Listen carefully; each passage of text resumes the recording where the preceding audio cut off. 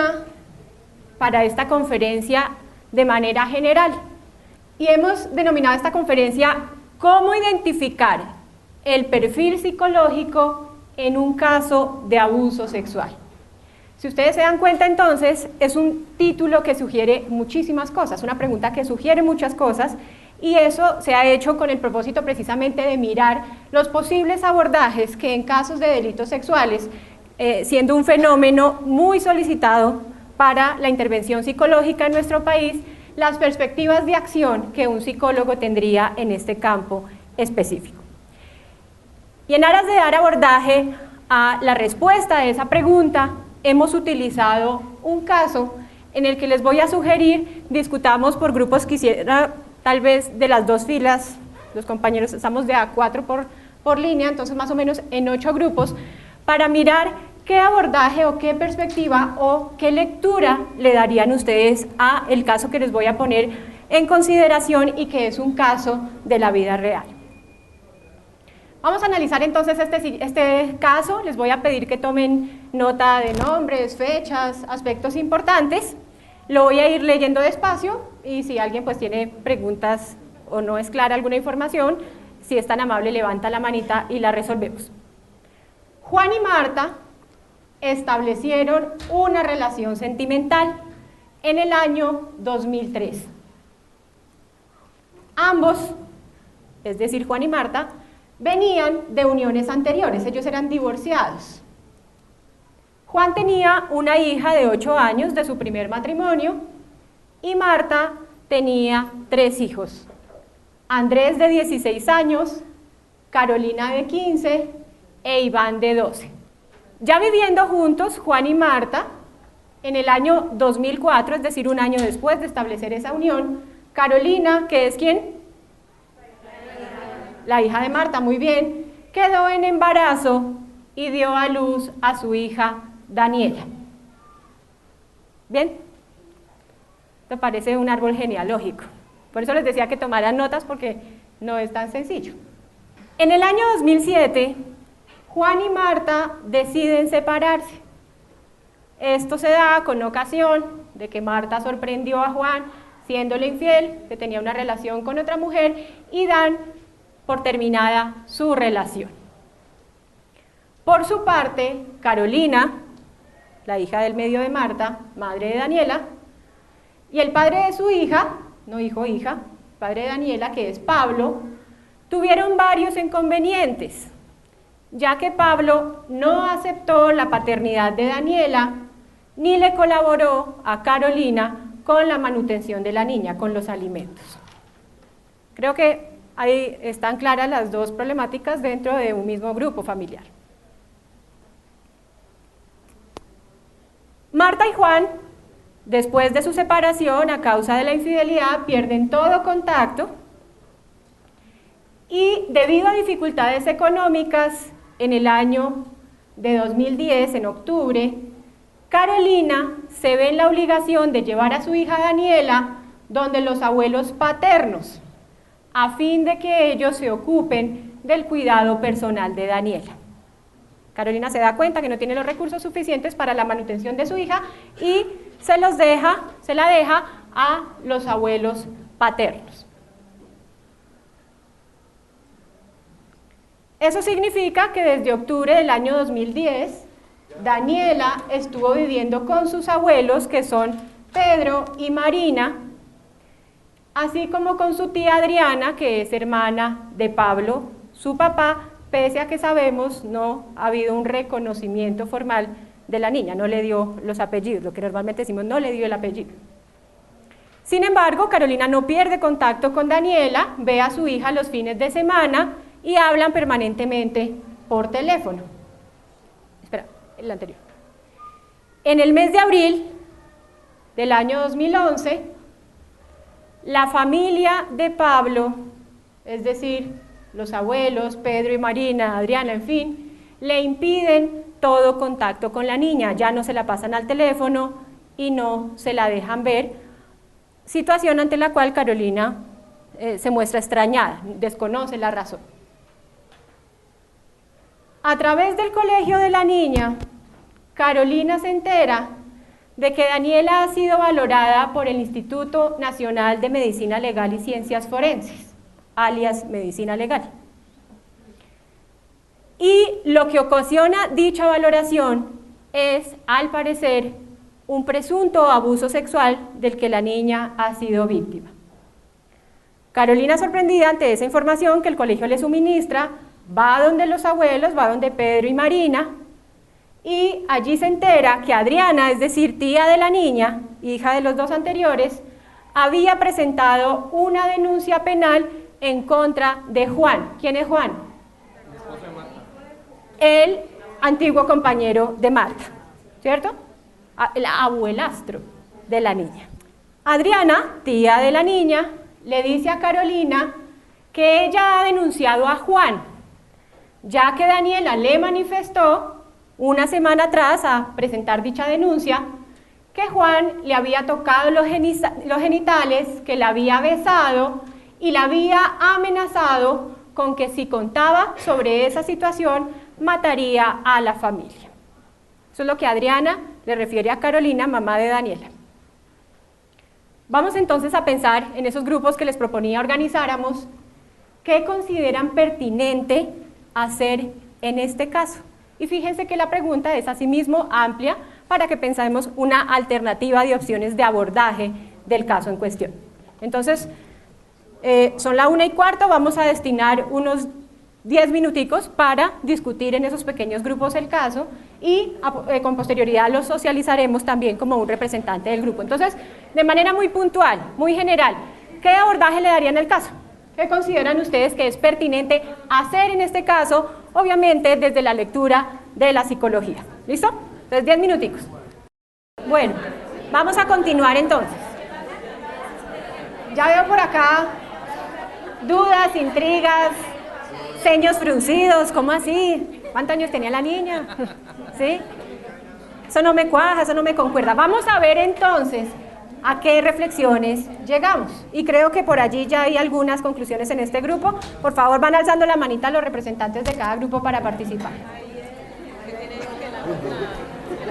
Bueno, nosotros nos dividimos, entonces yo soy Juan. La única cuestión es que entre las preguntas que nos surgían en el grupo, si yo me separé de la abuela de la niña en el 2007, primero, ¿cuántos años tenía la niña cuando sucedieron los hechos conmigo? Porque la demanda es contra mí. Ahora, la niña está en la casa de los abuelitos paternos. Si sucedió después de esa separación, ¿yo qué hacía en la casa de los abuelitos? Porque se supone que yo no tenía contacto allá. O la cuestión de manipulación de la tía, o de Pablo que nunca respondió, o el abuelito que no ha aparecido, pero que ahí estaba en la casa de los abuelos, y como yo cambié mi carrito chéchere por una camioneta, entonces ahora eso ya es chisme. A mí para... Eso ya es chisme, ¿no? Lo del carrito es chisme. Sí. ¿Alguien más? Rotemos el micrófono, por favor. Bueno, nosotros analizamos las fechas inicialmente. Como decía el compañero, pues no concuerda mucho la versión, porque la niña nació en el año 2004 y en el 2007 Juan se separó definitivamente de Marta y no volvieron a tener contacto. Lo cual indica que una niña de 3 años a los 7, ¿qué tanta memoria puede tener para contar los hechos? Ahora, entraríamos a pensar que nosotros como psicólogos lo que venimos a hacer es una entrevista jurídica para lograr obtener la versión de la niña y saber si es verdad o si están manipulando la familia paterna, o pues de pronto exista el abuso pero por parte de un familiar paterno de la niña y estén tratando de pintar las cosas diferentes. Sería la entrevista jurídica de parte de nosotros y pues obviamente más adelante habría que hacer un proceso con la niña ya de intervención. Ok, entrevista jurídica y proceso terapéutico nos dice este grupo. La chica de blanco estaba alzando la mano y después la doctora de chaqueta roja. Allá atrás levantaron la mano primero, ella. Pues es que se supone que si los hechos, bueno, todo pasó cuando la niña tenía 3 años. Ya después cuando le contó a la tía, la niña ya tenía como 6 años. ¿cómo le pasó a la tía? Se supone que ella tuvo que haber tenido unos cambios en su comportamiento frente a algunas situaciones o rechazo hacia el otro sexo, para que la tía se diera cuenta de esos cambios, y ahí es donde ella entra a indagar qué es lo que le está sucediendo a la niña. Y ahí es como la tía se entera de lo que pasó, porque la niña no le va a venir a contarle la noche a la mañana a la tía qué fue lo que le pasó. Entonces es porque en la familia notan un cambio de comportamiento o ciertas actitudes frente al sexo opuesto. Ok, entonces tú nos hablas de reporte de cambio conductual, ¿sí?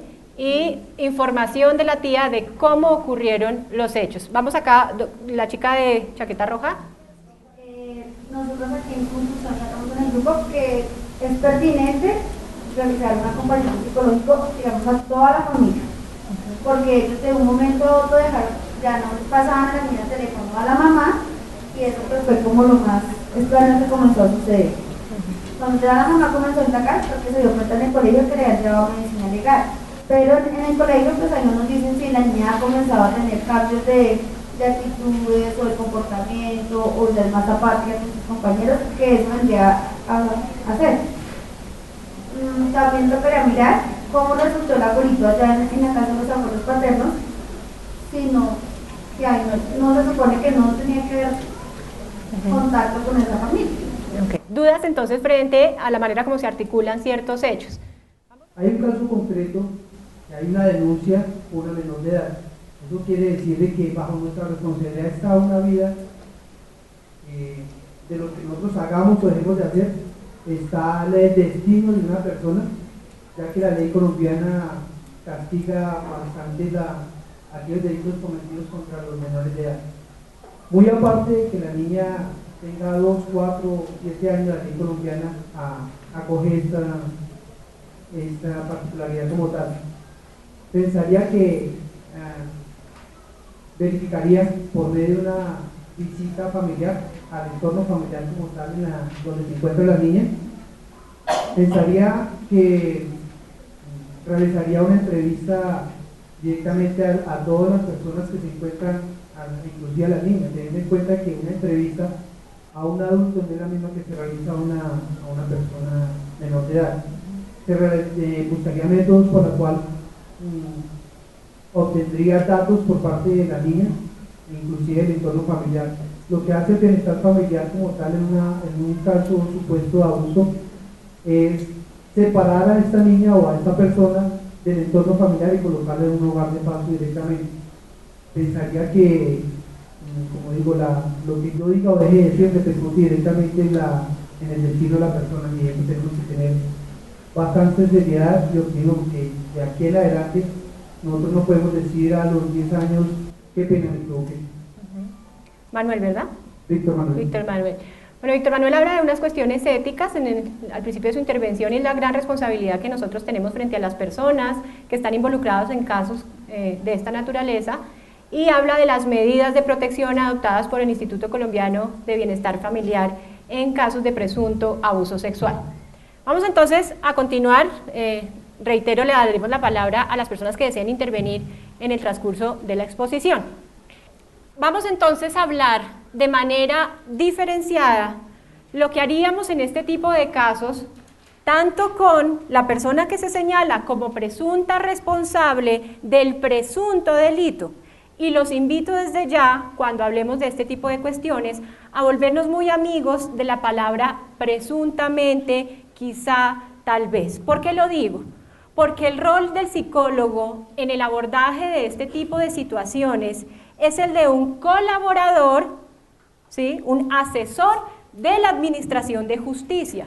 Luego, lo primero que tendríamos que resaltar de este tipo de intervenciones, y quienes están tomando apunte, pónganlo allá en una nube y subráyelo con rojo y resaltador, es que el psicólogo no puede asumir, abrogarse la responsabilidad que solo tiene un juez de la República de hacer juicios de valor frente a los casos.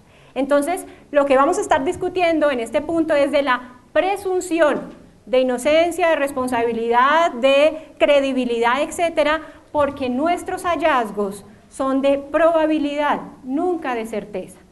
y mal hace el psicólogo que se atribuye el derecho de tomar decisiones o hacer juicios categóricos o juicios de valor frente a la responsabilidad penal de los procesados. Entonces vamos a abordar esta situación y vamos a hablar del tema de perfilación y caracterización desde la perspectiva de los presuntos agresores y desde la perspectiva de las presuntas víctimas para que nos queden recogidas las dos partes del conflicto en el abuso sexual. Cuando hablamos entonces desde la perspectiva de los agresores, lo que ha venido haciendo el desarrollo de la psicología jurídica y forense concretamente es hablar de características psicológicas. Y vamos entonces a establecer ahí la distinción o la diferencia entre lo que es un perfil criminal, ¿sí?, que es el tema de la perfilación, y que es el tema de la caracterización. Les decía entonces que desde la perspectiva actual, en psicología forense, hablamos de características psicológicas cuando lo que pretendemos es evaluar a sujetos conocidos, identificados, individualizados, para mirar la proclividad de su conducta a la luz de las características previamente establecidas con sujetos que han sido identificados como agresores sexuales. Me explico.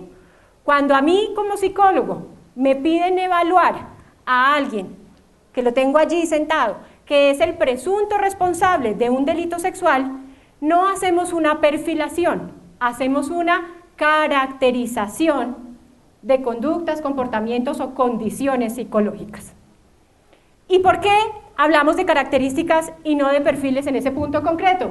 Porque el perfil criminal o el perfil criminológico, que es un término acuñado por los norteamericanos, ellos sí hablan del criminal profiling y seguramente todos habremos visto series de televisión bien interesantes que abordan este tipo de cuestiones. Entonces, la perfilación criminal es una técnica concreta, una técnica forense que no necesariamente desarrollan los psicólogos, sino personas formadas en la técnica, normalmente miembros de la policía judicial, investigadores, que se ocupa de analizar las huellas del comportamiento, no estas huellas, no las de los dedos, sino las huellas del comportamiento, los rastros que el comportamiento deja en una escena del crimen para proveer información útil que pueda utilizar la policía o la administración de justicia en general para la captura de delincuentes desconocidos. Y he ahí la diferencia primordial entre caracterización y perfilación. ¿Es claro? Entonces yo establezco características psicológicas del sujeto que conozco, que ya individualicé y que es el presunto responsable del delito. Y hablo de perfilación cuando no tengo ni idea quién es y tengo que a partir de los rasgos, las características, dar con el paradero del delincuente desconocido. ¿Estamos? Entonces, por eso es que denominamos esta conferencia de manera general, para poder establecer esa diferencia entre perfilación y caracterización. En el caso que acabamos de estudiar y comprendiendo esa distinción, ¿qué necesitaremos? ¿Una perfilación o una caracterización? Perfecto, una caracterización. ¿Listo? Hablando entonces de características psicológicas asociadas a agresores sexuales, porque dijimos vamos a empezar por la perspectiva del presunto agresor, vamos a ver que las investigaciones que existen sobre la materia, lo que hoy en día conocemos en este punto de caracterización de agresores sexuales, se han hecho a partir de agresores confesos, es decir, las personas que admitieron haber realizado el delito, con ellos es que se han hecho las investigaciones, pero tenemos una dificultad. Y es que la gran mayoría de agresores sexuales niegan los hechos. Es una de las conductas más difíciles de aceptar por parte de un delincuente, un depredador sexual. Los delincuentes sexuales normalmente no admiten estos delitos y eso ha hecho que la investigación se vea bastante limitada, porque solamente podemos trabajar con los que reconocen la cosa y nos cuentan cómo fue. En ese orden de ideas, la información es limitada. Vamos a ver ahora las investigaciones que se han hecho sobre la materia, pero pues que son bien puntuales y precisas. Existen entonces una serie de modelos de lo que estamos hablando, caracteriológicos, como el de Finkelhor, o las investigaciones de Marshall y Barbary, autores relevantes que se han dado a la tarea de establecer las características psicológicas del agresor sexual. Lo que sabemos sobre agresores sexuales se lo debemos en buena parte a estas investigaciones y a los modelos que estos autores han establecido. Cuando hablamos entonces de características psicológicas asociadas a agresores sexuales, vamos a ver que empiezan a aparecer de manera recurrente o común en los diferentes casos tipo de investigación aspectos como los siguientes y que nutrieron esos modelos de Finkelhor, de Barbary, de Marshall. El primero de ellos son las experiencias negativas en la infancia. Lo que se ha encontrado en la mayoría de agresores sexuales es que estas personas durante su infancia, cuando eran chicos, tuvieron serios problemas con sus padres. Eso ya nos da luces desde la perspectiva psicológica para entender la gran influencia que la familia puede llegar a tener en un agresor sexual. Entonces, lo que se encontraba de manera general, como sabemos, como todo en ciencias sociales humanas y en psicología, y es que no hay reglas de oro. Todo es susceptible de ser sometido a una ponderación y habrá excepciones a la regla. Pero en la gran mayoría de estos sujetos, lo que encontrábamos es que tenían problemas con sus padres en la infancia. Derivado de lo anterior, entonces, los investigadores han encontrado que hay vínculos paternofiliales deficientes. Esas relaciones entre padres e hijos son deficientes, padres abandónicos, padres maltratadores, y contrario a lo que muchas veces pensamos o a esos mitos psicológicos que nos enseña la psicología de la calle, decimos es que hay que proteger del abuso porque es que el abusado será un abusador. No, la correspondencia más directa se encuentra entre el maltrato infantil y el abuso. Es decir, no hay que pensar que toda persona víctima de un abuso sexual se convierte a la postre en abusador, pero sí hay un tema preocupante de relación entre maltrato infantil y abuso sexual. Entonces hay que pararle bolas y echarle mucho ojo desde la perspectiva psicológica al caso del maltrato infantil. Encontraron asimismo estos autores que había factores socioculturales involucrados en el comportamiento de agresión sexual. Y cuando miraban la historia o los antecedentes de familia de estos personajes, encontraban que habían sido creados por la cultura, por la comunidad, desde unas ideologías del poderío machista. El hombre como un sujeto de poder frente a los vínculos o las relaciones con la mujer supeditada al poderío o a la voluntad del varón. Entonces, eran sujetos que habían sido o habían crecido en culturas donde se alimentaba mucho esta perspectiva y esta idea del machismo. ¿Nos preocupará en Colombia? Y la violencia, ahí no alcanzamos a ver, como algo que puede ser utilizado en cualquier evento para resolver conflictos.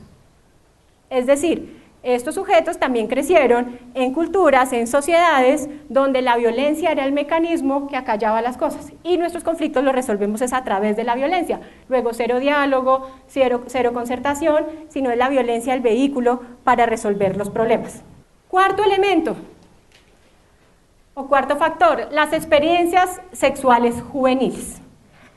Las investigaciones con estos abusadores confesos, quienes confesaron el delito, encontraron que algunos de ellos habían sido víctimas de abuso, luego ya venían perpetrando en su propia estructura de vida una conducta abusiva por parte de los demás, y el sexo como un modo de afrontamiento de las dificultades.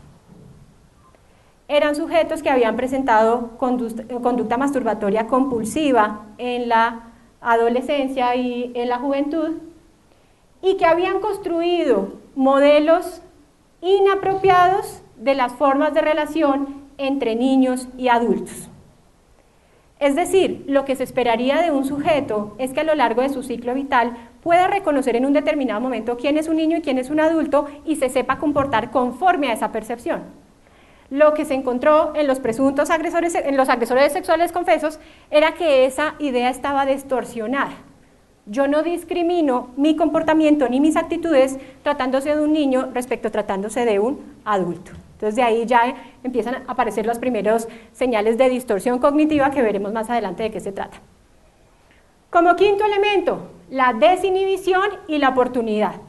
Lo que encuentran los investigadores es, vea, definitivamente un sujeto que puede llegar a la violencia sexual es un sujeto desinhibido y que tiene una oportunidad. Con lo que decimos vulgarmente como dar papaya y aprovecharse de la papaya que me dan. Entonces, si yo tengo ahí la ocasión para aprovecharme, para abusar del menor, pues tendré el caldo de cultivo necesario si además están presentes los otros factores en mi propia estructura de vida. Encontraban asimismo que son sujetos que normalmente puntúan alto en pruebas o escalas de depresión, entonces la depresión como una psicopatología recurrente en este tipo de sujetos, la ansiedad, la soledad y factores todos ellos predisponentes que incrementan las tendencias desviadas en materia sexual. Encontraron asimismo una alta incidencia de sujetos abusadores del alcohol, por intoxicación de alcohol, sujetos con altos niveles de ira, vergüenza y distorsiones cognitivas, es decir, formas erradas de pensar, cosas que la gran mayoría de nosotros no creería. Y de ahí aparecen lo que muchas veces los agresores sexuales le dicen a uno en la evaluación: el hombre de 42 frente a la niña de 6, no es que ella me seducía, ¿quién la mandaba a poner esas zapaticas tan corticas? Eso obedece a todas luces a una distorsión cognitiva, porque el hecho que ustedes están diciendo, no, claro, en nuestra cabeza no está que una niña de 6 años con minifalda pueda resultar provocativa, pero para un sujeto con distorsiones cognitivas sí. Vamos a ver entonces el modelo de Marshall. ¿Qué dice este autor retomando las conclusiones o los resultados de esas investigaciones? Marshall propone que para que un sujeto sea un agresor sexual deben confluir elementos como los que aparecen, los 5 elementos que aparecen allí discriminados. Es decir, puede haber bases biológicas que determinan ese comportamiento, por ejemplo, una tendencia a la psicopatía derivada de o situaciones que obedecen a esas condiciones psicopatológicas de los sujetos y que tienen una génesis en la biología de los individuos, que uno pensaría es de los casos pues preocupantes, porque yo qué puedo hacer ante eso para modificar lo biológico. Pero ahora, no es el único elemento. Una persona puede tener dificultades de naturaleza biológica, pero si no confluyen los demás factores, pues tendremos un buen nivel de contención frente a ese personaje. Factores sexuales, entonces recordemos lo que ya se nos mencionaba, como ese despertar sexual de manera bizarra, inconveniente, o el sexo como una manera de resolver conflictos, de disminuir la ansiedad, etcétera, o precisamente la conducta de haber sido víctima de abuso, la situación de haber sido víctima de abuso.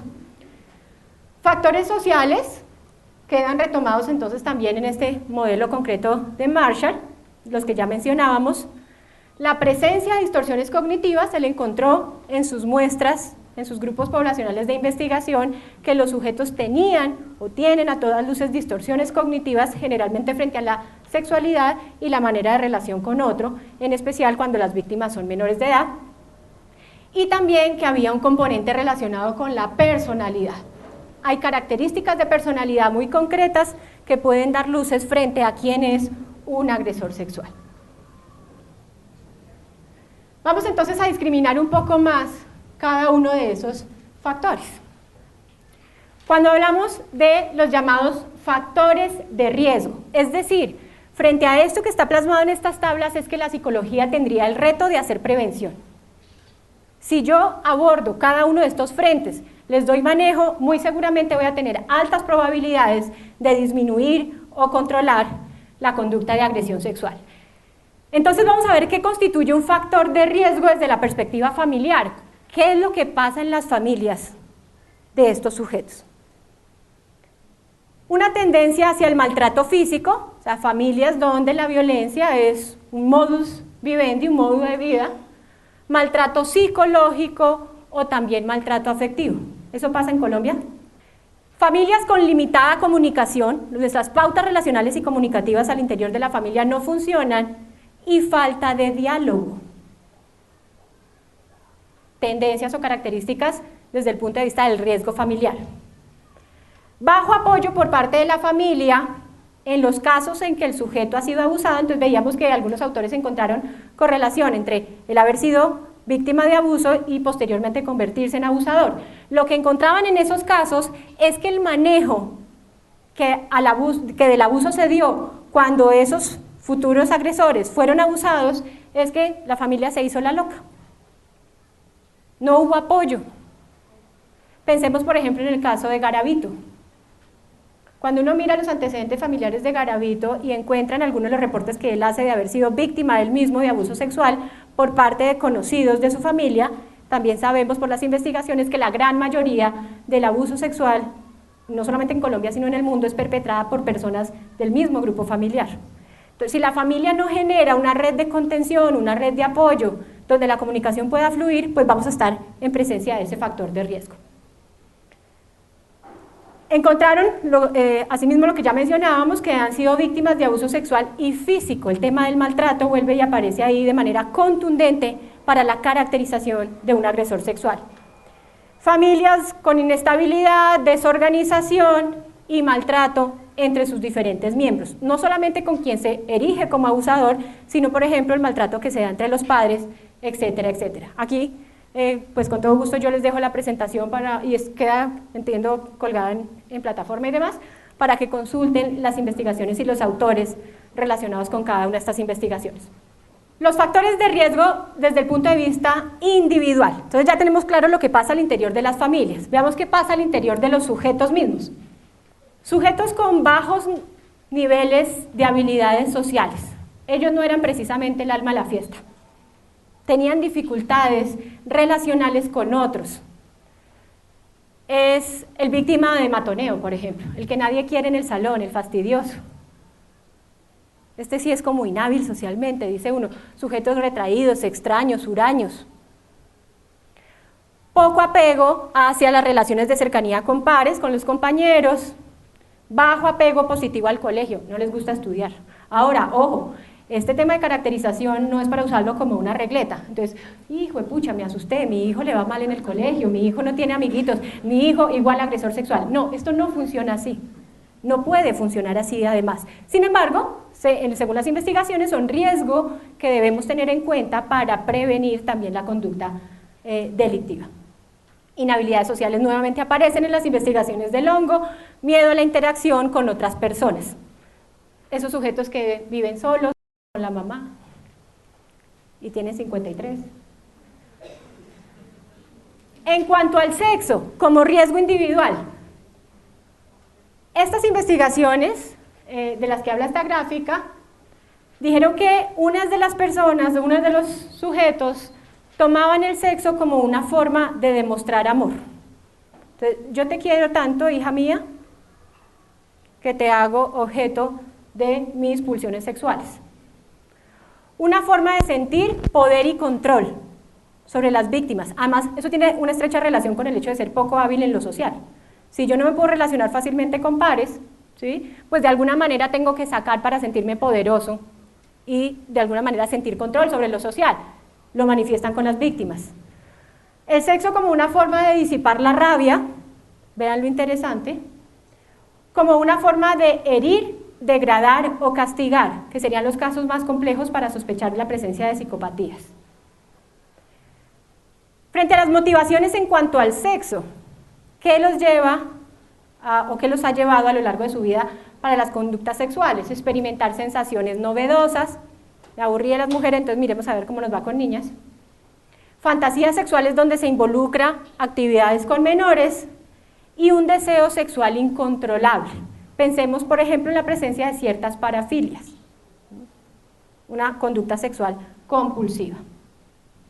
Conducta disruptiva destructiva, sujetos que quieren acabarlo, esas tendencias, esas pulsiones a destruirlo todo, ausentismo escolar, incapacidad para aprender, vean el componente de lo escolar nuevamente aparece de manera fuerte allí. Y en cuanto al contexto académico, trastornos de déficit atencional. Ojo, no volvemos a lo mismo, no es que todas las personas con déficit de atención que conozcan son agresores sexuales o van a serlo, pero también es un factor de riesgo. Es muy importante entender el concepto de factor de riesgo, ¿Qué es lo que podría llevar a? Ideaciones suicidas se encontraron también en estos sujetos.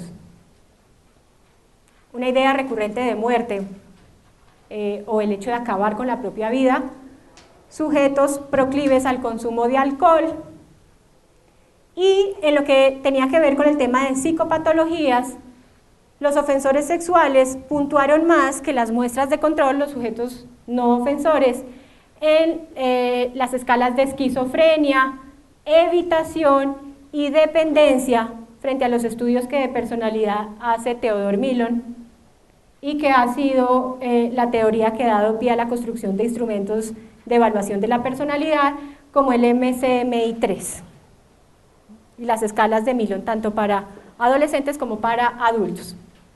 Problemas del control de impulsos e impulsividad en ese desempeño en la vida. Riesgos socioculturales. ¿Vamos bien? Entonces hemos hablado de riesgos familiares, riesgos individuales. Veamos qué encontró Marshall en cuanto a los factores de riesgo sociocultural. Sujetos que han crecido en sociedades en las que se refuerza el poder y el control del rol masculino, lo que conocemos como machismo. Hágale, papito, usted no tiende la cama porque usted es el varón, deje eso que eso lo hace su hermana. Usted no lave la loza ni participe del almuerzo porque los hombres en la cocina huelen a rila de gallina, ¿cómo es? Bueno, esa cosa que dicen las abuelas. Entonces, alimentar desde lo cultural una idea machista o del poderío de lo masculino sobre lo femenino. Sociedades caracterizadas por violencia interpersonal, ¿eso pasará en Colombia? Pasó la motocicleta y me rayó el espejo del carro y yo ya me bajo con cruceta. En otras sociedades se bajan e intercambian la tarjeta del seguro. Hasta luego, caballero, que le vaya bien. Igualito que acá. Entonces, reforzar esas ideas desde lo cultural de recurrir a la violencia como un medio para la solución de conflictos que alimenten el dominio del hombre y alimenten a sí mismo como distorsión cognitiva una imagen negativa de la mujer. La mujer es débil, la mujer es chillona y la mujer está al servicio sexual de los hombres, que también son ideas muy arraigadas en nuestras culturas. Con esos factores de riesgo, entonces, los autores han establecido un proceso que tendría que darse, o cómo es más bien la evolución, para que un sujeto pueda llegar a convertirse en un ofensor sexual. ¿Cómo se da ese proceso de transformación? Experiencias de abuso o crianza negligente en la infancia. Vean la importancia que desde el punto de vista del ciclo vital tiene esa crianza inicial. O sea, todo empieza en casa. Eso no es una frase de cajón, eso es absolutamente válido, más tratándose de estos asuntos. Si a eso le conjugamos sentimientos de inferioridad y falta de competencia social, y más adelante del ciclo vital, una tendencia a recurrir al sexo como una estrategia de afrontamiento, cuando las manifestaciones sexuales aparecen, más estados de desinhibición, yo me arriesgo, porque muchos delincuentes sexuales no llegan a hacerlo precisamente por el temor al castigo o porque el miedo a la consecuencia. Pero un buen día yo me pongo de arriesgado, de desinhibido o de desinhibida, porque también hay agresoras sexuales, y se me da el papayazo, la oportunidad, dicen los investigadores, tristemente estaremos en presencia con muy altas probabilidades de un ofensor sexual. Es decir, habrá ofensa sexual cuando los diferentes factores de riesgo se conjugan en un mismo caso y no hay una contención oportuna. Vean, psicólogos y psicólogas, la importancia y el gran compromiso social que tenemos en ese sentido, independientemente del campo de aplicación. ¿Qué hago yo como psicólogo educativo con los niños que trabajo en la infancia y empiezo a ver ya esos primeros pinitos de conducta disruptiva? O sea, todo eso puede ser el modelo para la gestación de un agresor sexual. Entonces, siguiendo con nuestra perspectiva de la caracterización psicológica, ¿qué necesitaríamos evaluar en esos presuntos agresores? Decíamos entonces que la diferencia entre caracterización y perfilación es que en la caracterización yo tengo un sujeto identificado, luego lo que debo hacer es coger esa plantilla, llamémoslo de alguna manera, que ya describimos hasta este punto, y contrastar, comparar cómo es este sujeto, cómo son las características usualmente atribuidas a agresores sexuales, y miremos un grado de correspondencia entre una cosa y otra. Eso sería el fin último de la evaluación forense en lo que toca a los agresores. Cojamos a Juan, a propósito del caso, miremos cómo es Juan y miremos qué tanto cumple o qué tanto tiene de eso que ya hemos establecido como una caracterización del agresor sexual. ¿Es claro entonces el objetivo? Eso es lo que debería hacer el psicólogo en materia forense. Entonces, ¿qué implica esa evaluación? Agotar una serie de entrevistas semiestructuradas que nos permiten evaluar áreas de funcionamiento del sujeto, porque vimos que había factores socioculturales, individuales, familiares, escolares, etc. Entonces, eso lo logro planeando unas muy buenas entrevistas semiestructuradas que me permitan conocer áreas de funcionamiento de un individuo. Y eso implica reconstruir historia de vida, ¿no? Porque si yo ya tengo a Juan, que hoy en día tiene 50 y tantos, pues yo no puedo decir es que no puedo abordar cómo era su infancia porque no la conocí, claro, pero la entrevista sí me va a permitir llegar a ello. Ahora, otra premisa de la psicología forense es que nosotros utilizamos métodos indirectos de evaluación, no solamente directos. No basta lo que me dice el sujeto, necesito recurrir a entrevistas colaterales de personas que quizá lo hayan conocido en esos momentos de su vida. La tía Julita, que le cambiaba los pañales y lo vio crecer. ¿Cómo puedo identificar esas otras formas indirectas de evaluación? Entonces, entrevistas semiestructuradas que me permitan conocer áreas de funcionamiento del sujeto. Y eso es algo que aborda la psicología. Como es un sujeto en lo personal, lo familiar, lo laboral, lo escolar, lo sexual, clave el componente sexual. ¿Cómo ha sido el desarrollo sexual de esta persona? ¿Qué parejas ha establecido?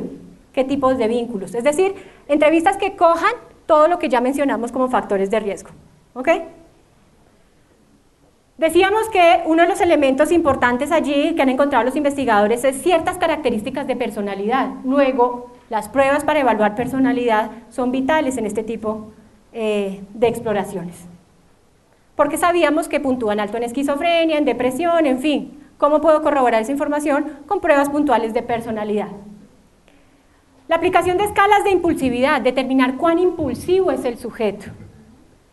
Pensemos en el tema de desinhibición y oportunidad. Es un sujeto que actúa según sus pulsiones, lo que le llega, lo que se le ocurre en el aquí y en el ahora, o es un sujeto más bien que se mide y que puede anticipar consecuencias. La evaluación del riesgo de violencia sexual, ya hay guías forenses diseñadas para ese fin. ¿Qué tan proclive sería este sujeto a reincidir, a repetir o a realizar conductas de esa naturaleza?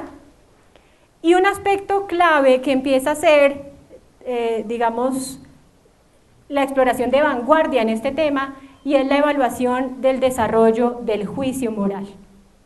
De allí estaríamos descartando también situaciones de distorsión cognitiva o todas aquellas autoengaños que el sujeto hace frente a qué es lo que justifica la realización de sus conductas. Entonces, parece ser que la perspectiva o el futuro de la evaluación de agresores sexuales está en el tema del desarrollo de su juicio moral. Entonces, retomemos las teorías de Kohlberg frente a juicio moral en las personas. Claro, entonces, ¿qué hacer con los agresores? Yo esperaría que a partir de esto se queden con cualquier cantidad de preguntas, dudas, interrogantes para saber a partir de dónde buscar, pero eso es a grosso modo lo que necesitaríamos explorar en sujetos que se presumen como agresores. Y para no dejar entonces cojo esto, tendríamos que hablar de lo que pasa con las víctimas. Retomemos nuestro caso. Entonces, la solicitud concreta o la tarea a realizar en lo que a Juan respecta es todo lo que acabamos de mencionar. Pero muchos de ustedes hacían mención también a Daniela. Incluso decían, no, ¿cómo? Por Dios, vamos a dejar a esta niña desprotegida en sus derechos, etc. Eso sugiere entonces que la psicología también tiene un gran compromiso en lo que a víctimas respecta, porque es que el conflicto se da entre dos. Vamos a ver qué pasa desde la perspectiva de las presuntas víctimas.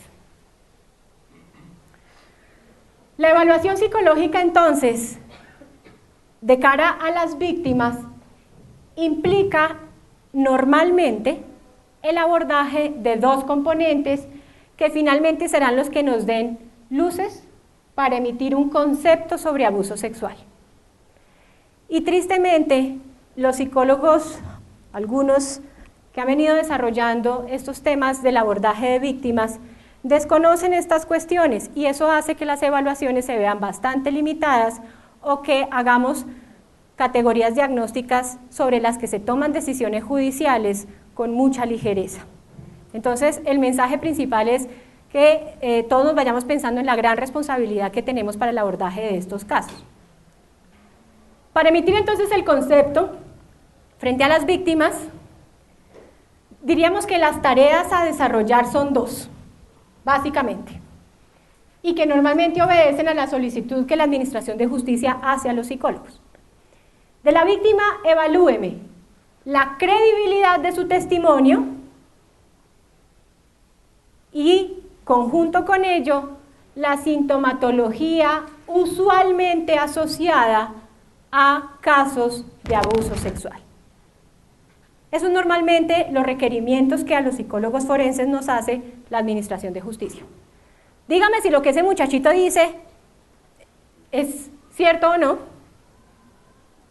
porque con base en ello se toman decisiones judiciales, y dependiendo de lo que usted encuentre ahí, muéstreme si esta niña o niño presenta síntomas que normalmente presentan las víctimas de este tipo de delitos. Entonces son dos los retos que el psicólogo tiene.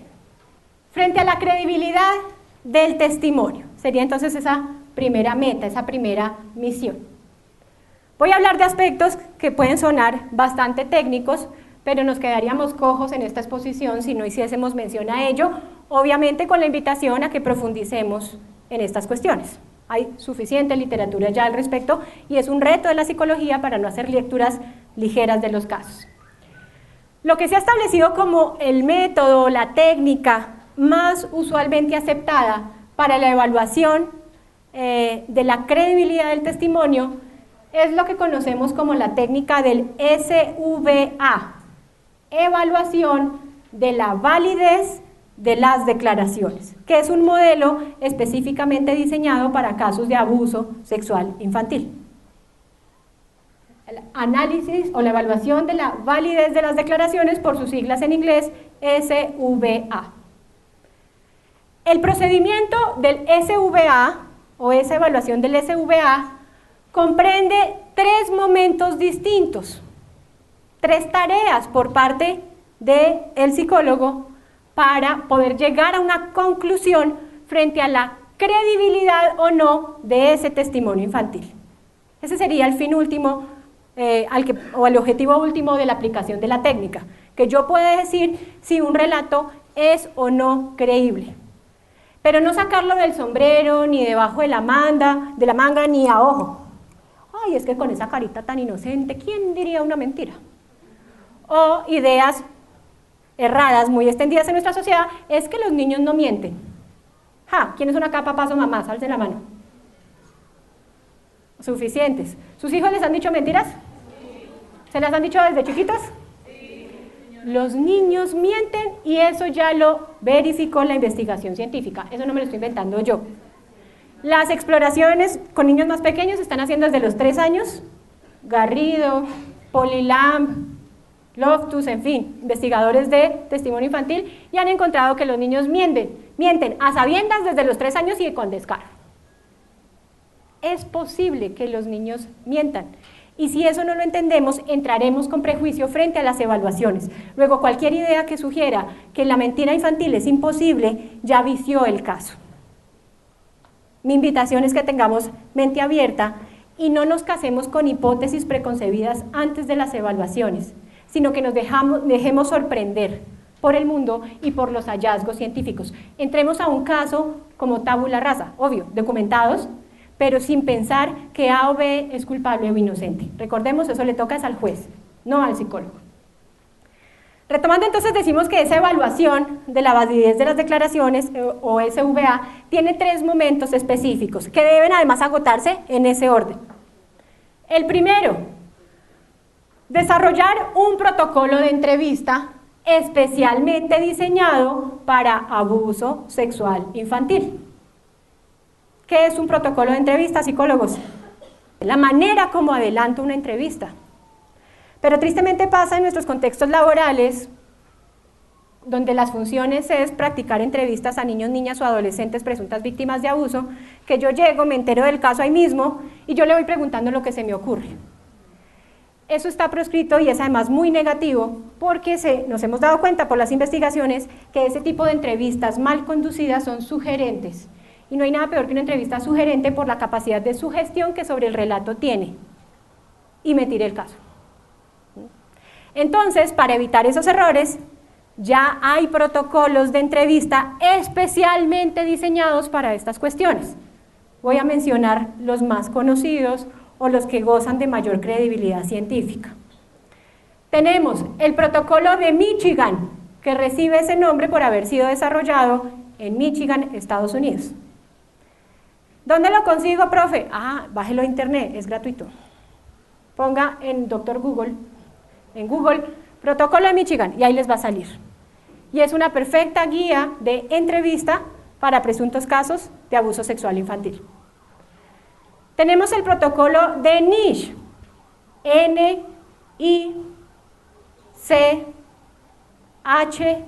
de dedo, que es la sigla del instituto que lo desarrolló y que se conoce en el argot popular de la psicología forense como el protocolo NICH, N-I-C-H-D.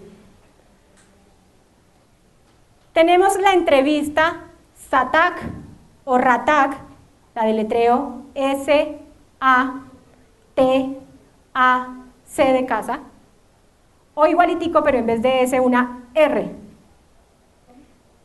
R en vez de S, o sea, SATAC o RATAC, son la misma cosa. Me permito explicar de dónde sale esa sigla. Es el procedimiento o los elementos de abordaje y el orden en que debe practicarse la entrevista, entendiendo por SATAC o RATAC. Simpatía, de ahí la S, como un acróstico. Anatomía, la primera A. Tocamientos, la T. Abuso, la segunda A. Y cierre. Es decir, es una entrevista que se adelanta en 5 pasos: simpatía, anatomía, tocamientos, abuso y cierre. Esa es la entrevista SATAC. Y la RATAC, la misma cosa, solo que en vez de simpatía lo llaman rapport. Rapport, con doble P. El rapport es la simpatía, es lo que debo hacer en cualquier encuadre en una entrevista. Ay, hola, ¿cómo te fue hoy? ¿Demoraste mucho en llegar? ¿Qué programa de televisión te gusta? Aspectos que favorezcan esa empatía con los menores de edad. ¿Cuántas van? 3, ¿verdad? Tenemos la entrevista paso a paso. Otro modelo u otro protocolo de entrevista para la valoración del abuso sexual infantil. Y tenemos en quinto lugar la entrevista cognitiva, que según algunas investigaciones la proscriben para niños, es decir, es mejor utilizada en adultos, o en niños pues hay que estar muy conscientes de la capacidad cognitiva de los menores, porque uno de los ejercicios que se hace en entrevista cognitiva es pedirle que cuente un relato al revés, o sea, que empiece de atrás para adelante. Pues si yo le voy a hacer eso a un niño de 4 años, adivine cómo me va. Entonces, mis queridos psicólogos, eso implica que si yo voy a hacer abordajes de estas cuestiones, sea un ducho en psicología general, que yo entienda ciclo vital, que yo había visto desarrollo, evolutiva, en fin, porque yo no le puedo decir al niño de 4 o 5 años, diga cómo es cierto, sí o no, que la noche del 31 de octubre usted se encontró. El chino no me entiende. Y tristemente lo que uno encuentra en el ejercicio de la psicología es que hay psicólogos que desconocemos ese tema de ciclo vital y pecamos en la formulación de las preguntas. ¿Sí ven por qué la entrevista no debe salir de la manga? Porque debe dar cuenta de un proceso riguroso de formación, de atención del psicólogo para saber cómo plantear esas preguntas. Y entender muy bien qué preguntas son sugestivas o qué no. ¿Cuál es la ventaja entonces de los protocolos? Que usted no tiene que pensar nada. Es maravilloso. Le dice pregunta por pregunta y la secuencia en que debe plantearlo. Por ejemplo, el Michigan propone que en las etapas iniciales de esa entrevista yo pueda establecer la capacidad del niño para discernir la diferencia entre la verdad y la mentira. ¿Cómo es tu nombre? Sandra. Bueno, Sandrita. Vamos a hacer un ejercicio. Si yo te digo que en este momento está lloviendo muchísimo, ¿tú qué me dices? ¿Que eso es verdad o es mentira? Es mentira. Ah, debo hacer ejercicios para que los niños se familiaricen y para yo poder, con juicios de valor, saber si el niño reconoce la diferencia entre una cosa y otra. Esto me lo acabo de inventar yo. El Michigan les dice cuál es hacer y cómo reaccionar frente a esas posibles respuestas. Doctora. Este tema, algo toca, es la confianza que tiene un niño hacia el psicólogo, porque es que puede enfrentar unos ciertos miedos y temores que le generan ciertas carencias de credibilidad. Totalmente cierto. De ahí que muchas de las entrevistas, o todas, planteen una fase de simpatía. Yo no puedo llegar y sentar al muchachito y decirle buenas. Yo soy psicólogo de la Unidad de Delitos Sexuales de la Fiscalía. En el día de hoy me corresponde adelantarle una entrevista forense. Pero tampoco, ni mucho que queme al santo, ni tampoco que no lo alumbre. ¡Ay, mi cosita preciosa, mi bebé hermosa! No. Lo vuelve nada porque los niños son muy inteligentes. Claro. No, mira, vamos a hablar de esa terrible experiencia que viviste. El psicólogo entró con una idea preconcebida al caso. Adivine qué va a encontrar. Ups. Ok. Entonces, ¿listo? La fase de protocolos. Hay que conocer qué protocolos de entrevista existen para la evaluación de este fenómeno. No improvisarlos, no se los inventen. Si ustedes un día de mañana hacen muchas investigaciones y pueden proponer un protocolo distinto, maravilloso. Pero eso será un proceso de larga data. Por lo pronto, vamos a los protocolos que ya fueron diseñados y que fueron probados en cuanto a su eficacia. Segundo momento del SVA, el análisis de contenido basado en criterios. Uno no se pone los zapatos antes que las medias, ¿o sí? Luego, el análisis de contenido basado en criterios solamente se puede realizar cuando yo previamente he realizado una entrevista que tengo capacidades de transcribir. Moraleja, enseñanza o consejo. Jamás aborden un testimonio infantil si no cuentan con los recursos para poder reproducir con posterioridad la entrevista. Eso significa que las entrevistas deben ser grabadas. Preferiblemente, como nuestro amigo lo está haciendo, con cámara de video que captura audio e imagen. Y si los recursos institucionales o personales son limitados, pues cuando mínimo una entrevista de audio. Pero eso último, bórrenlo de la grabación. No, video. Video. Porque es que además yo puedo hacer lectura de comportamiento no verbal. Eso no me lo dice una grabadora de voz. Luego, no van a poder aplicar el segundo momento de la técnica si no grabaron la entrevista. ¿No ve que tienen que volver sobre ella? Y por eso es que la psicología forense es rentable. Apaguen la cámara. Yo no sé si a ustedes les han dicho, ¿hay acá profes de organizacional? ¿No? Estamos en territorio amigo. A mí me dijeron en mi pregrado que lo que daba plata en la psicología era la psicología organizacional.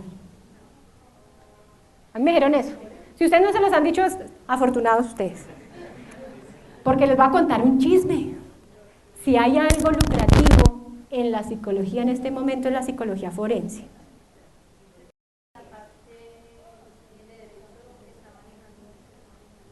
Primero porque hay una gran opción laboral.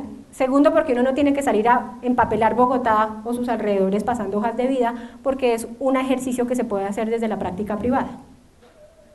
Yo monto mi propia empresa. Mi empresa unipersonal. Mi SAS. No tengo que tener oficina, tengo que tener tarjetas y pegarme patoneadas a palo quemado y repartirlas. Una fuente laboral interesantísima, pero más interesante es aún cuando uno factura. Pero les voy a contar el secreto, no es que uno se enriquezca porque si están pillándosela hasta este punto, se dan cuenta del riguroso trabajo que existe. ¿Cuánto demora uno en transcribir una horita de entrevista? 3. Casi por cada hora de entrevista son 3 de transcripción. Y uno, ¿qué fue lo que dijo? Devuelva, vuelva y pase. ¿Por qué? Porque para aplicar el CBCA, que son las siglas en inglés del análisis de contenido basado en criterios, yo tengo que tener transcrita de manera puntual y literal la entrevista que me ofreció ese menor de edad. Pregunta, respuesta, pregunta, respuesta. ¡Uy, pero eso sale mucho, profe! Sí. Entonces usted se motiva pensando en cuánto va a facturar. ¿Cuál es el objetivo entonces de esos pasos que llevamos hasta ahí? Cuando aplico el protocolo de entrevista es, como toda entrevista, recoger la información.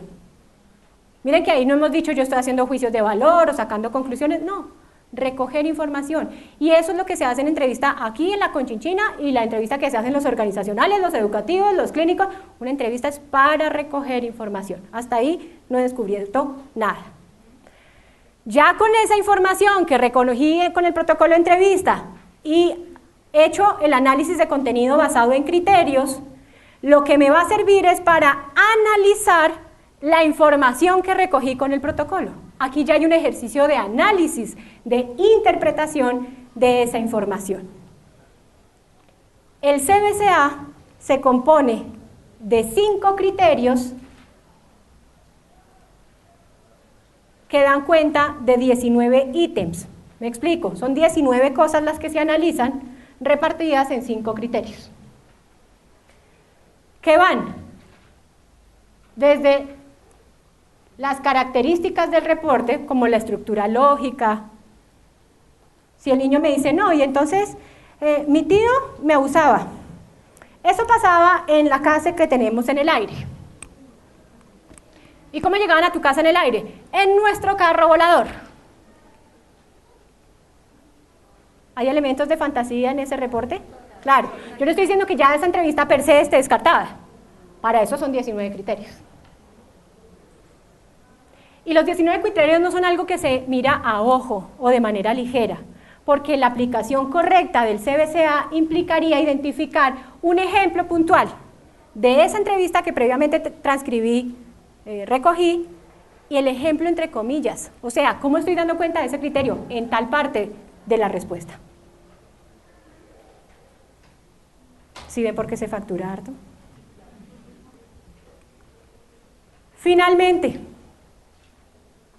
como si fuera poco, hacer el análisis del CBCA, el tercer momento de la técnica del SVA será la aplicación de la lista de validez. Y esa lista de validez, para lo que me sirve, es para cualificar los resultados del análisis y finalmente tomar una decisión. La lista de validez, para que me entiendan, sería como aplicar criterios de sospecha. Es decir, dude de todo lo que ha hecho hasta ese momento, psicólogo. Mire, por ejemplo, motivaciones para una falsa denuncia. Y pensemos en nuestro caso concreto. Ya muchos de ustedes en el ejercicio decían, a mí no me cuadran las fechas. Porque eso significa que si sí fue Juan, tenía que ser en un periodo que tenía contacto con la niña. Y él se va cuando la niña tiene escasos 3 años. La niña tiene capacidad para acordarse después, a los 6, de los sucesos vividos antes de los 3. Las investigaciones dicen que uno se acuerda por a partir de los 5 y eso con buena suerte. Claro, por ejemplo, la lista de validez me permite pensar en hipótesis como ¿qué móviles puede tener la familia para inculpar a Juan? Otro ejemplo, que no viene al caso concreto que analizábamos, pero que es muy usual en estos aspectos, las interferencias parentales, con su manifestación más extrema que es el síndrome de alienación parental. Y alguien mencionaba por ahí el caso de Séptimo Día, de hace unos meses, o un año tal vez largo. Como me dejó por esa moza inmunda, le voy a dar por donde más duele, los hijos. Y le voy a limitar la posibilidad de que los vea. ¿Cómo? Diciendo que es un violador. Además me saco el clavo porque no se puede quedar con la moza inmunda. Va a estar preso. Indio ese. Entonces puede haber muchos móviles o muchas situaciones que nos lleven a dudar de ese relato. Eso es lo que pretende hacer la lista de validez, que también tiene unos criterios específicos de aplicación.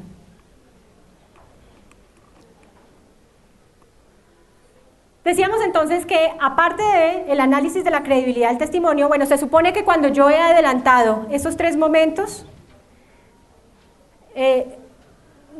no se los dije, aprovecho para hacerlo ahora, cuando uno aplica el CBCA con sus 19 criterios debe construir una matriz e identificar si el criterio está ausente, parcialmente presente o totalmente presente, asignándoles unos valores que van del 0 al 2, es decir, 0 si el criterio no se percibió en esa entrevista, 1 si está parcialmente presente o 2 si está totalmente presente. Y la sumatoria de esos índices me dirá si estoy en presencia de un relato increíble, parcialmente creíble o altamente creíble. Eso no es un instrumento de evaluación psicológica, ojo, no es una prueba psicotécnica, es una guía, una técnica, pero ¿le resta subjetividad a la decisión? Es preferible eso a decir, tienes cara de que no te estás inventando nada. Es para hacerme sentir más tranquilo como profesional frente a el juicio de valor ahí sí, o la conclusión o el concepto que estoy elaborando en torno a la credibilidad del testimonio. Ojo, hablamos de credibilidad, no de verdad. Ustedes están estudiando psicología, no papitonizas. Luego yo no tengo una bola de cristal, me perdona hermana, en la que uno puede decir, es que yo miro y acá me sale que sí pasó o no pasó. No, volvamos a lo mismo, déjenle esa tarea al juez. Luego los psicólogos no evaluamos la verdad de algo, evaluamos la credibilidad y eso nos descarta o nos quita un peso enorme de encima. Y es que yo puedo encontrar que un relato es creíble, sí, pero aún así los hechos no haber ocurrido, también, tranquilos. Su compromiso acaba en ese punto al hablar de credibilidad. No asuman labores titánicas que no nos corresponden. Decíamos que entonces, agotado ese proceso de la credibilidad del testimonio, otro de los aspectos a abordar sería la sintomatología usualmente asociada al abuso sexual. Y las investigaciones han encontrado que nuestras víctimas de delitos sexuales usualmente padecen o tienen como consecuencia depresión, ansiedad, problemas de adaptación, cuadros que encajan dentro de un estrés postraumático y en algunos casos aspectos fisiológicos o psicofisiológicos. Aspectos fisiológicos con contenido psicológico o psicofisiológicos. En el caso de niños los más usuales son la enuresis y la encopresis. ¿Qué es enuresis? Hacerse chichi, no controlar los esfínteres, ¿sí? Y orinarse en los pantalones o en la cama. Encopresis, el control de las heces fecales, hacerse popis. Son las dos conductas psicofisiológicas más asociadas desde la perspectiva física, llamémoslo así, a las víctimas de abusos sexuales. Pero entonces el psicólogo va a evaluar la enuresis o la encopresis hasta cierto punto. Esos son trastornos contemplados dentro del DSM, ¿sí? Desde lo que corresponde a la perspectiva psicológica. Lo que corresponde a la perspectiva médica, eso ya no es nuestro.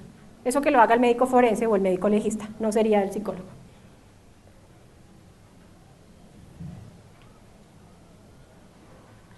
En uno y en otro caso, es decir, tratándose del presunto agresor o tratándose de la presunta víctima, el procedimiento a adelantar es el mismo. Es decir, en estos 12 pasos se resume la labor que debería realizar el psicólogo. Voy a mencionarla brevemente para que podamos dedicarnos a las preguntas. Primero, recibir una solicitud y estudiar dicha solicitud. Yo no puedo ir por el mundo buscando niños que de pronto los hayan violado. No, esto debe hacerse dentro del marco de la solicitud que haga la autoridad correspondiente. ¿Quién me está pidiendo evaluar el presunto abuso y para qué? Cuando lo hacemos dentro de un contexto forense, esas solicitudes normalmente vienen para la perspectiva de los agresores, de su defensor, y la perspectiva de las víctimas, bien sea la Fiscalía General de la Nación o el Instituto Colombiano de Bienestar Familiar. Entonces, ¿quién me está pidiendo realizar o adelantar esa evaluación? Y estudiarla a fin de determinar que lo que me piden evaluar sea correspondencia de la psicología. En la práctica, tristemente, lo que uno encuentra es que a uno le piden adelantar evaluaciones de hechos que presuntamente ocurrieron hace 3, 2, 4 años. De entrada, eso ya tienes que contemplarlo como fuente de información y pronunciarte al respecto, porque lo ideal es poder hacer estas evaluaciones en calientico, cuando los hechos tienen una ocurrencia reciente, entre otras razones por el efecto que sobre la memoria tiene el paso del tiempo. El hecho de que el niño o niña haya sido entrevistado en múltiples ocasiones por múltiples personas, eso también ya genera vicios en el reporte. Entonces hay muchos aspectos a contemplar dentro de psicología del testimonio. Entonces, digamos, puedes adelantarlas haciendo la salvedad de la influencia que el paso del tiempo pudo haber tenido en ese relato. En segundo momento, puntualizar los objetivos de la evaluación. ¿Qué es lo que me están pidiendo? ¿Características psicológicas del agresor? ¿O qué es lo que me están pidiendo? ¿Credibilidad del testimonio de la víctima? ¿Sintomatología de la víctima? ¿Perfil de personalidad del agresor? ¿Qué es lo que desde la psicología debo evaluar? Tercero, revisar el expediente y o los documentos relacionados con el proceso. ¿Qué existe sobre este caso? Documéntense. Ese argumento de no, es que a mí me gusta entrar acá sin prejuicios y no dejarme influenciar por información nueva. No, hay que conocer del caso, hay que saber si esas personas ya fueron entrevistadas en el pasado, hay que conocer los resultados de los hallazgos de medicina legal. Presenta rasgos desde la perspectiva de la medicina. Generar hipótesis forenses. Vean la importancia, yo no entro con una idea preconcebida frente al caso. Se supone que construyo unas hipótesis que confirmaré o refutaré una vez terminada la evaluación. Si yo entro pensando que los niños no mienten y que todo niño que dice que ha sido víctima de abuso es víctima de abuso, ¿para qué evalúa? O si yo entro pensando que ese tiene una cara de desgraciado, violador, ¿para qué evalúo? Ya llegó a la conclusión. Apague y vámonos, no haga más. Luego debo generar hipótesis contrarias, como la investigación científica, ¿cierto?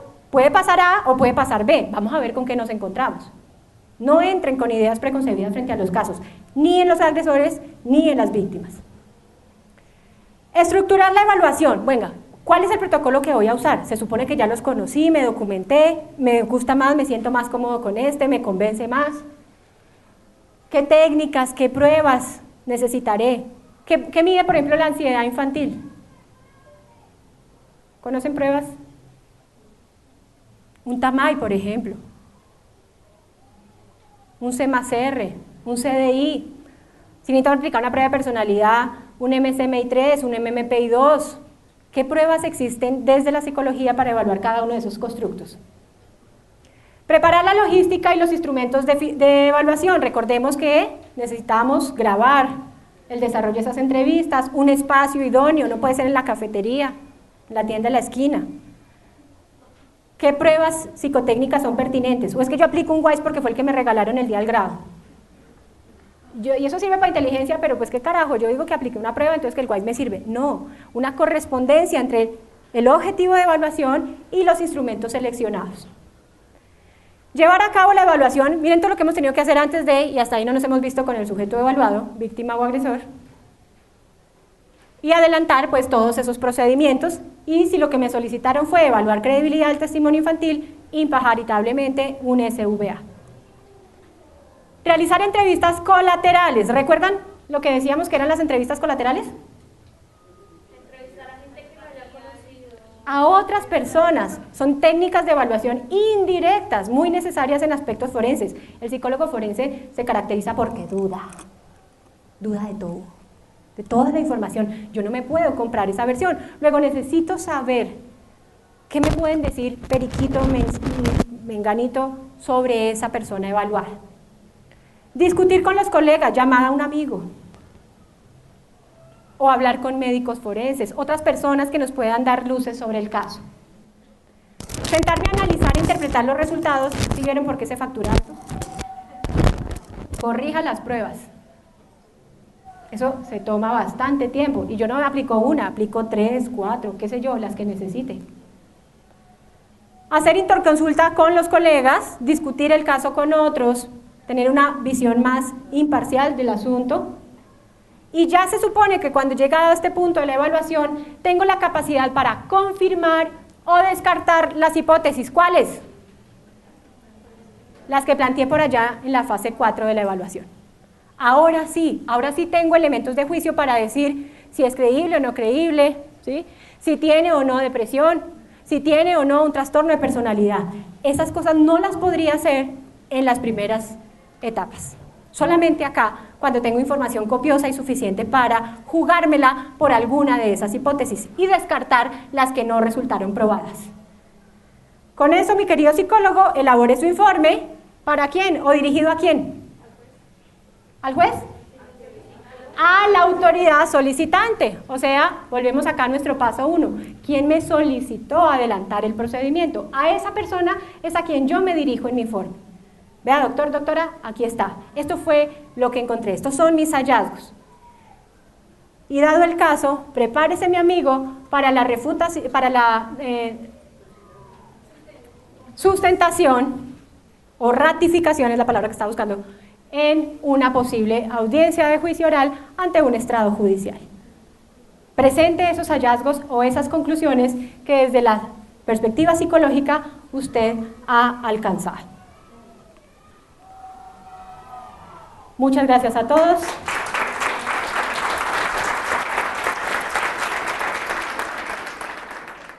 Buenas tardes, doctora. Buenas tardes. Muchísimas gracias, me pareció muy interesante, pero me encantó la parte jurídica. Cuando un proceso va adelantado y ya muchos psicólogos, médicos han realizado las entrevistas, ¿qué tan eficiente es realizar otra entrevista más para el niño? Bueno, te voy a contestar desde lo que ha sido la realidad jurídica colombiana en este punto, y es que podemos encontrarnos niños que han sido sometidos a múltiples entrevistas, pero la triste realidad es que normalmente se han realizado mal. En ese orden de ideas, una evaluación de esta naturaleza entraría como a tratar de salvar el proceso, por llamarlo de alguna manera, en el sentido que se aplicaría con la rigurosidad necesaria para tomar verdaderas decisiones judiciales. Sin embargo, eso, como lo mencionaba con la pregunta que hacía la compañera hace un momento, es que tiene una influencia directa sobre la credibilidad del testimonio en virtud de lo que el tiempo genera en la memoria, ¿sí? Entonces, muchas veces las autoridades judiciales solicitan que evalúes, por ejemplo, a un niño cuyos hechos ocurrieron hace 2 años, 1 año, y volvemos a lo mismo, siempre y cuando lo adviertas y des cuenta que eso sería un elemento que normalmente te pronuncia frente a eso, por ejemplo en la lista de validez, cuando decíamos tú dudas de todo o planteas los inconvenientes del procedimiento, o incluso en tus conclusiones o recomendaciones. Entonces dejar como la advertencia de, mire, este niño ha sido sometido a muchas entrevistas y eso puede tener efectos frente a la calidad del relato en cuanto a la sugestión, en fin, ese tipo de cuestiones. Pero muchas veces, para que la administración de justicia funcione, necesitamos un proceso que se haga bien. Entonces, el niño puede tener 3, 4 entrevistas, pero ¿quién se las hizo? La abuela, el párroco y la profesora. Ninguno de ellos tenía ni idea de los asuntos que hemos estado hablando hoy. Entonces, la evaluación forense serviría, digamos, en un ultimátum por tratar de salvar ese testimonio. La primera pregunta es, tú nos decías ahorita que tendríamos que presentar el informe a la persona que nos pidió el informe. Se me ocurre una pregunta, si por ejemplo es la abuela de alguna niña que piensa que su nieta está siendo abusada sexualmente y va donde el psicólogo forense y le dice, hágame algo a la niña para determinar si la están abusando, ¿eso es algo viable? Y la segunda pregunta, o bueno, puede ser la tía o un familiar que digamos no sea propiamente los padres. La segunda pregunta es que queremos saber qué pasó con la historia de Daniela. Ok. Bueno, frente a la primera pregunta, déjame decirte que acabas de abrir la puerta prohibida y nos metemos en un chicharrón supremamente grande, perdón la expresión, y es clarificar el rol según el cual se actúa. En el 90% de los casos adelantarás este procedimiento en virtud de la solicitud de una autoridad judicial, es decir, la persona que representa los intereses del presunto agresor, del procesado, o quien representa los intereses de la víctima, generalmente la fiscalía, ¿sí? Sin embargo, sí puede pasar la situación que tú nos propones, si es la abuela o la mamá que tiene acá como dudas y no sabe, que son tristemente el 1% de la población, que no quiere anticiparse a hacer una denuncia sin fundamento, sino que quiere tener herramientas de juicio que le permitan a él estar tranquilo, así sea con su conciencia, para saber si sale corriendo a denunciar o no. Sin embargo, sí se hace, o sea, sí pasa, y tendrías que hacer un excelente encuadre, porque eso automáticamente te dejaría más que en un rol clínico, más que forense. ¿En qué sentido? Que tienes que ser muy cuidadoso con el uso que de la información se hace con posterioridad, y esto nos pone en un escenario de la reflexión ética de la profesión en cuanto a secreto profesional. Es decir, tú elaboras el informe para esa persona, mamá, abuela, que te lo solicitó, haciendo la claridad de que si los hallazgos son encaminados a determinar que muy posiblemente sí, o que el relato es creíble y que por lo tanto sí podemos estar en presencia de una conducta de abuso, empoderar a esas personas para que sean ellos quienes tomen la decisión de si presentar o no, o adelantar o no la denuncia, y no el psicólogo, ¿sí?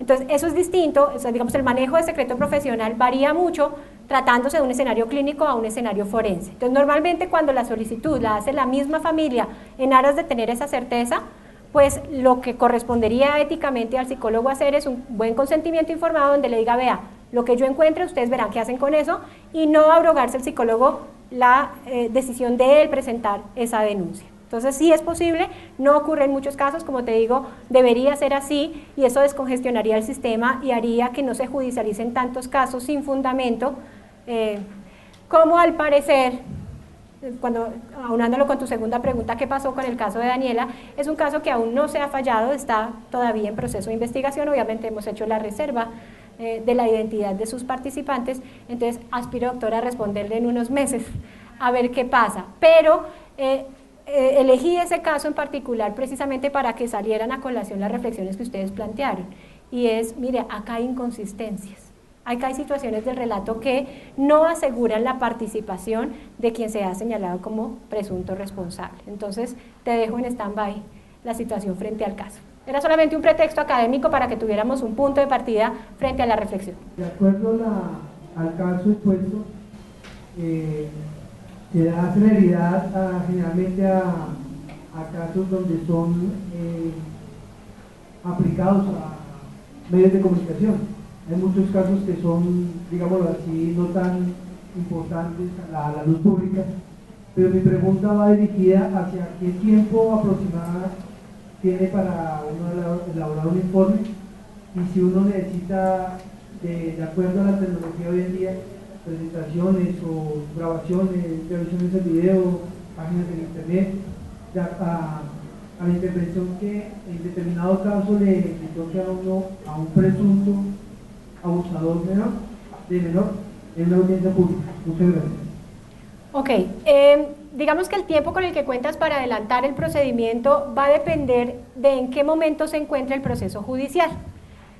Serían aspectos ya mucho más puntuales, pero para responder la pregunta, nuestro procedimiento penal colombiano se surte a través de un momento de fases o etapas y a través de un sistema concatenado de audiencias, una secuencia de audiencias.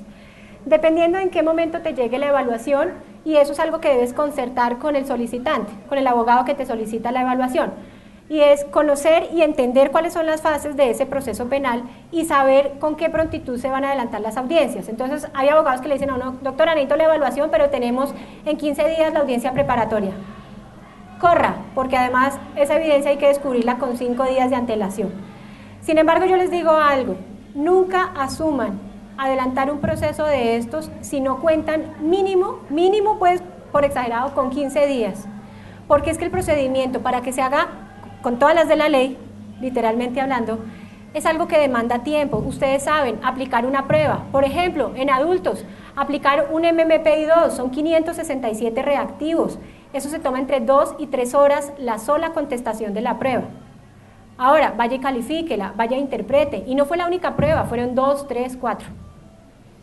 transcriba entrevistas. Entonces, digamos, la demanda de la rigurosidad del ejercicio implicaría que el psicólogo cuente con el tiempo suficiente para hacer un procedimiento que además no lo haga hacer el oso en la audiencia. Es que su perfil profesional, es su tarjeta lo que está en juego y es su credibilidad como psicólogo lo que estará viéndose en esa audiencia de juicio oral. Entonces, es relativo. Cuando el proceso apenas está iniciando, vas a tener meses incluso. Pero la otra es que no dejen o no pospongan la entrega de los informes desde el momento mismo en que culminan la evaluación.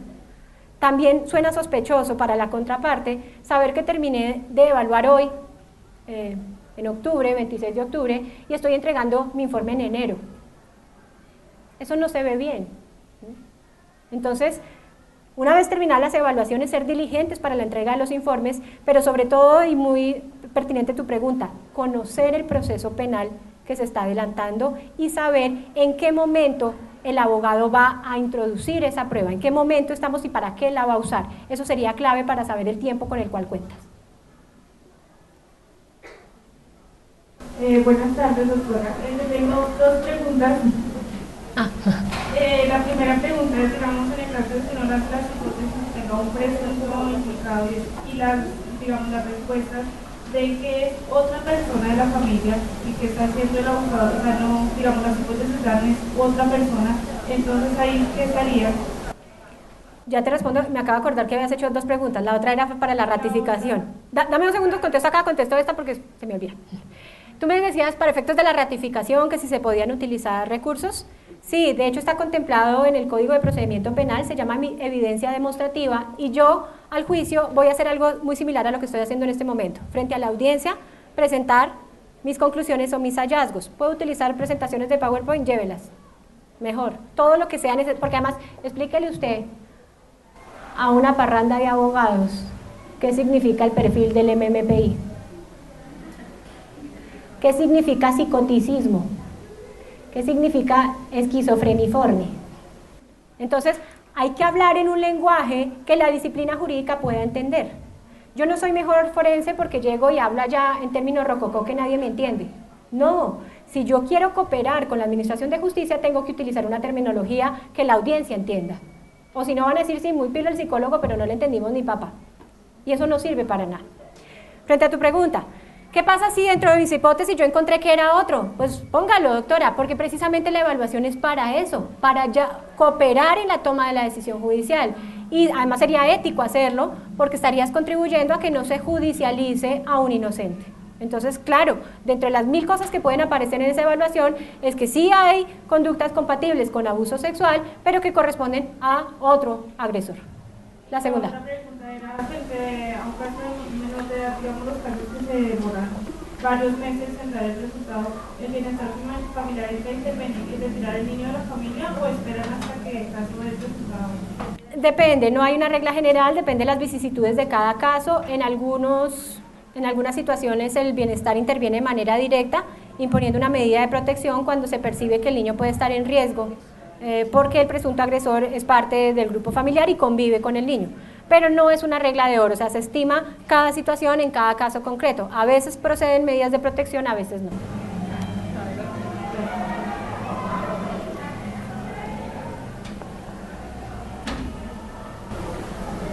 Buenas tardes, doctora. Tengo una inquietud y es más a nivel personal suyo en su ejercicio, el ejercicio de su carrera, y es, sí, la doctora dice que es una carrera muy bien remunerada, pero nos vemos de otro lado, y es los conflictos de intereses que hay en medio de un dictamen que usted haya dado, y ya que vamos a que, digamos, el abuso sexual no se da solamente en clases marginales, sino a veces hay... Todos los estratos. Exacto, y hay niveles de poder y económicos bastante altos.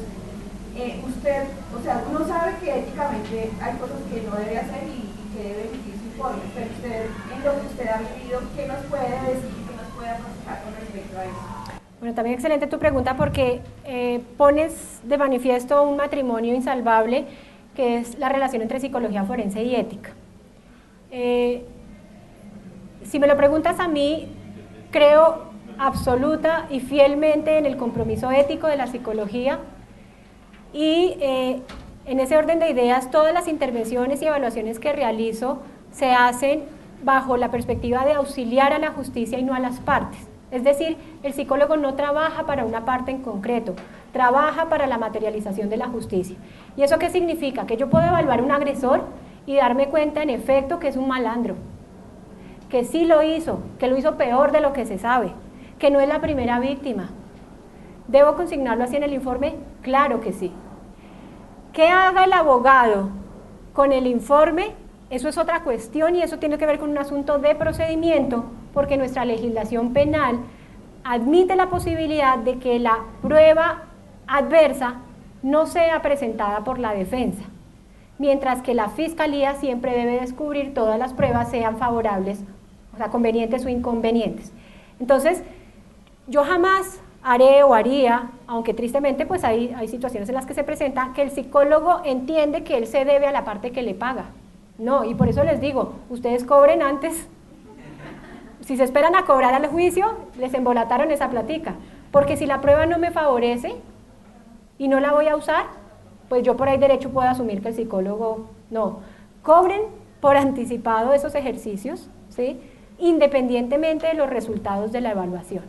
Ese es un consejo muy práctico en materia de pecunio y finanzas que le puedo ofrecer al psicólogo. Es decir, usted asegure su ejercicio, independientemente de los resultados.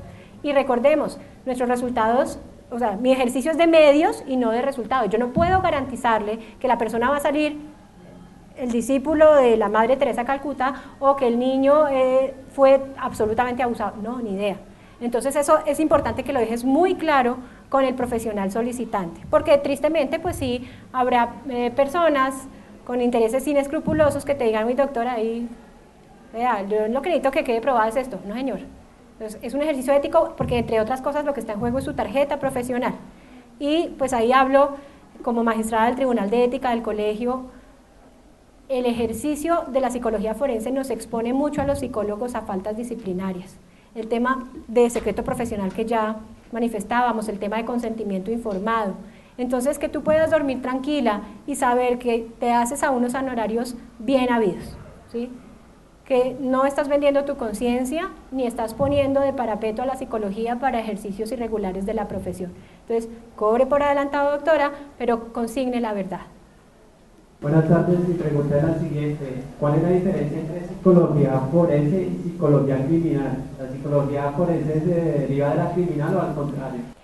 Psicología criminológica y psicología forense son especialidades distintas dentro de un campo más abarcador que es la psicología jurídica, es decir, la manera de ese continente de psicología jurídica, y allí encontramos diferentes campos o acciones del psicólogo. Ejemplo, psicología de la conducta criminal, psicología de la conducta victimal, para quienes les gusta trabajar con víctimas, no solamente este tipo de víctimas, víctimas del conflicto armado, o sea, cualquier persona que haya sufrido las consecuencias desfavorables de un delito.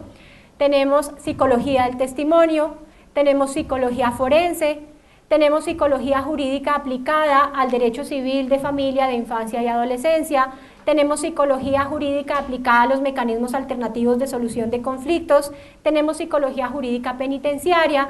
En el caso colombiano hay alrededor de 6 o 7 áreas distintas de hacer jurídica, y eso obedece también a las preferencias vocacionales del psicólogo.